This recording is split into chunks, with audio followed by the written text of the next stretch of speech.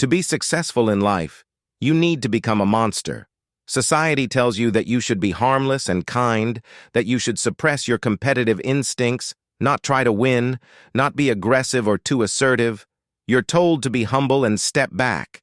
But all of that is wrong. You need to become a monster, an absolute monster. But you also need to learn to control that monster. I have met many kind and successful people, and all of them were very dangerous. It's better not to cross them. A harmless person cannot truly be a good person. A truly good person is someone who is dangerous but keeps that danger under control. Women don't like harmless men. They despise and laugh at them. Women want dangerous but civilized men, men they can refine, just like in the tale of Beauty and the Beast. If you're not dangerous, you're just harmless, not good. You're like a rabbit. A rabbit can't truly be good. It can't do anything except get eaten. But if you are a monster and don't act like one, then you are virtuous. But you still remain a monster, and you must always remember that. A good example of such a monster is Harry Potter. He is kind and vulnerable, but at the same time very dangerous. There's something dark within him. He can talk to snakes, break rules, and harm others with his spells. But he has reasons for breaking the rules.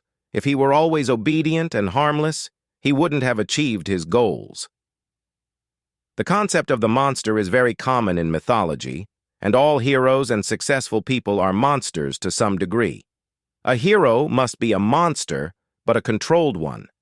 Spider-Man is also an example of such a hero, kind but dangerous.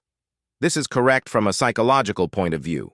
If you can't think like a dangerous person, you are defenseless against them and against the system.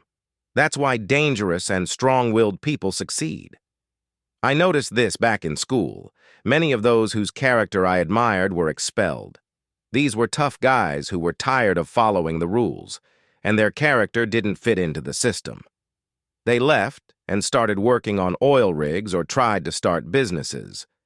Some might think that being harmless is safe, but the paradox is that true safety lies in being dangerous. You can't protect yourself from threats by being weak and harmless. That's not a life for a person. You need to face dangers and the unknown to be safe. This paradox was partially discovered by Buddha and is well explained in Christianity. It lies in the fact that the solution to all of a person's problems and suffering is the willingness to face them head-on. Hiding from problems, thinking it's safe, is a delusion. That's why the successful become even more successful and the strong become even stronger. These people are ready to constantly face dangers and the unknown. An example of this can be found in a playground. It seems like a dangerous place for a child. They can fall, get hurt, or be bullied by others. It might seem logical to keep the child safe at home. In the short term, that's true, but by depriving them of social interaction, you make them weak.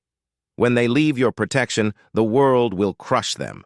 Thus, the playground turns out to be a safe place where a child learns about life. You throw your child into it and tell them to adapt, and they do. They acquire skills and experience and become stronger.